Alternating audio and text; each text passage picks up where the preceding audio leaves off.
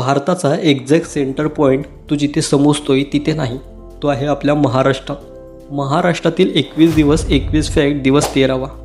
तुला वाटतं भारताचा सेंटर दिल्ली किंवा मुंबई असेल, पण खरं सेंटर आहे एक शांत शहरात आणि त्यामागची स्टोरी खूपच इंटरेस्टिंग आहे. कल्पना करा एक असा पॉईंट जिथे संपूर्ण देशाचं अंतर मोजलं जायचं. ना गुगल मॅप्स ना टेक्नॉलॉजी, तरीही परफेक्ट कॅल्क्युलेशन.